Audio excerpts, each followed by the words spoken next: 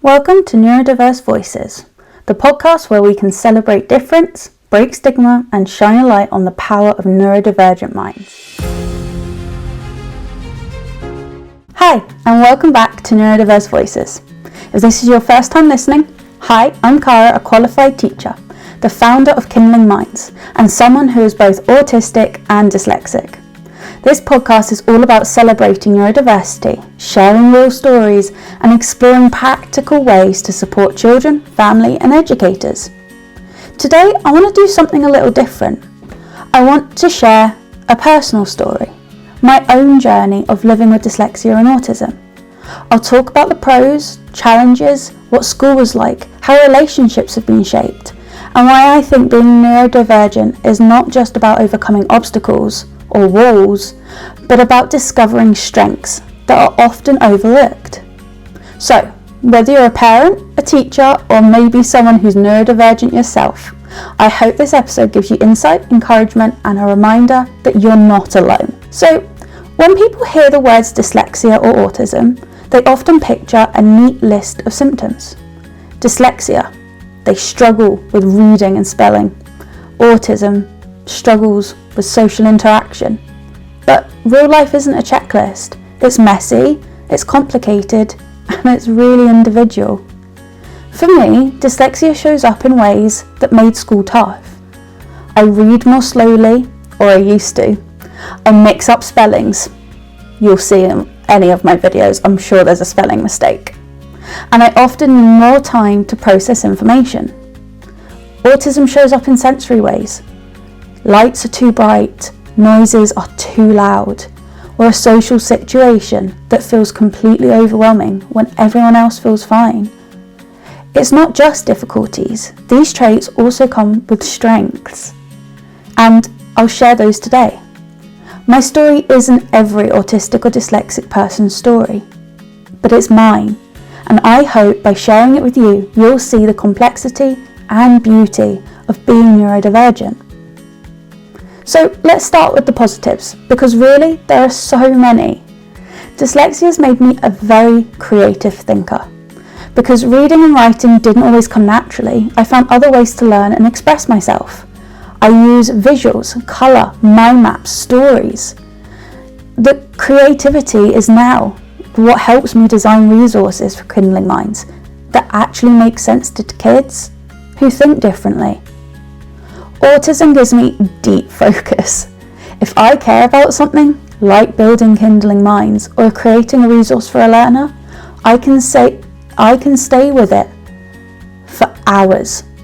What some might call an obsession, I see as passion. The kind of focus that allows me to create meaningful, tailored support. Then there's the resilience.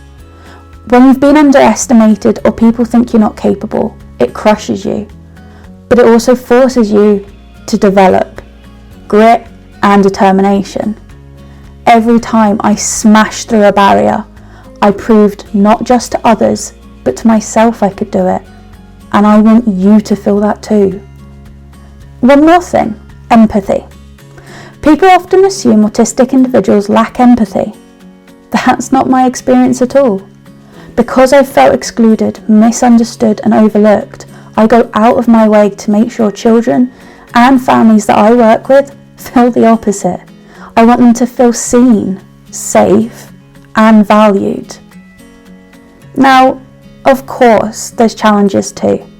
We live in a world that is just not made for neurodiverse people. At school, I dreaded being asked to read out loud. My heart would race, my palms would sweat, and I'd pray the teacher wouldn't pick me. Of course, they always did. Spelling tests often ended in tears because no matter how hard I tried, how much I practiced, I just couldn't memorize those tricky words the same as everyone else could.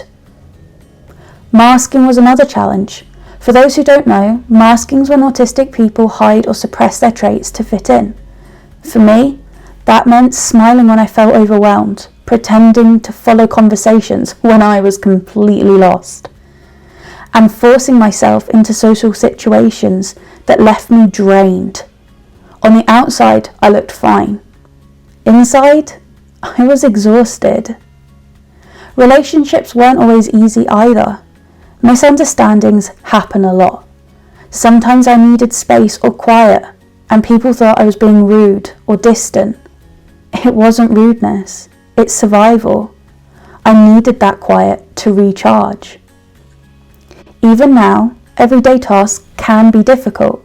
Remembering instructions, organising my time, or trying to juggle too many things at once. Executive functioning, not my strong suit. And sensory overload, like shopping centres, public transport, or even noisy classrooms, can feel impossible. These are the bits people don't always see, but I want to be clear, the challenges are real, but they don't define me and they don't define you. School deserves its own section because it shapes so much of who I am and why I started Kindling Minds. For much of school, I felt like I didn't belong. I wasn't the ideal student. My work was messy, I was slow at reading, and I always fell behind. Teachers didn't always know how to help, and sometimes I felt invisible. But then there were 2 teachers who changed everything for me. They didn't just see the mistakes, they saw the effort. They gave me tools that worked for me, like breaking tasks into smaller steps or letting me know that I could show them what I knew in creative ways. They believed in me, and that belief gave me the confidence I didn't know I had. That's why I created Kindling Minds. I don't want today's children to go through what I did, to feel unsupported, or to feel like they're not good enough.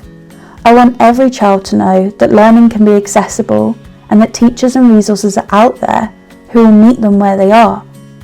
For me, it was one teacher who took time out her day to help me. I managed to get my qualifications. I went on to university twice, I know, twice. But I did it. I qualified as a teacher. It's possible. You just have to be determined to show everybody else why they're wrong about you. Now, relationships.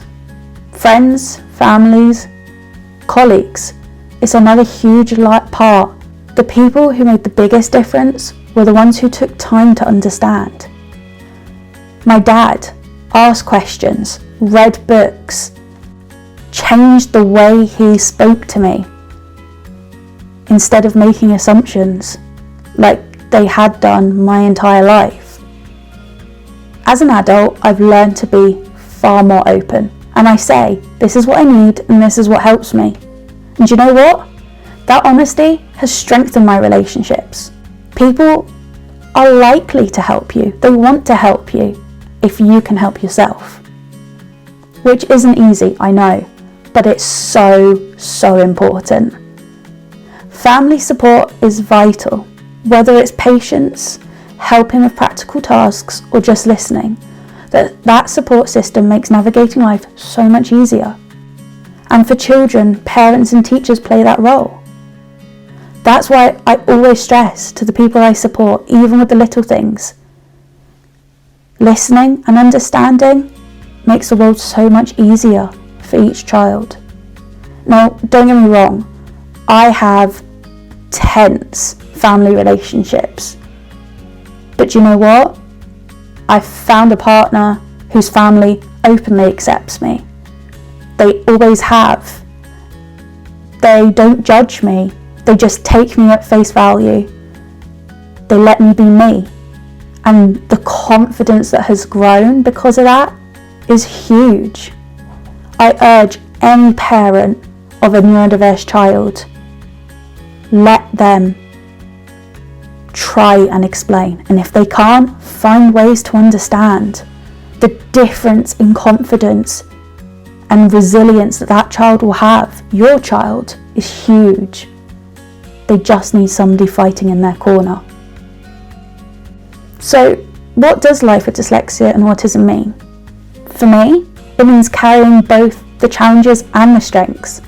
It means resilience, creativity, and deep focus. But also exhaustion, overwhelm, and navigating systems that weren't designed for people like me. But most of all, it means perspective. My experiences have shaped me, but they haven't limited me.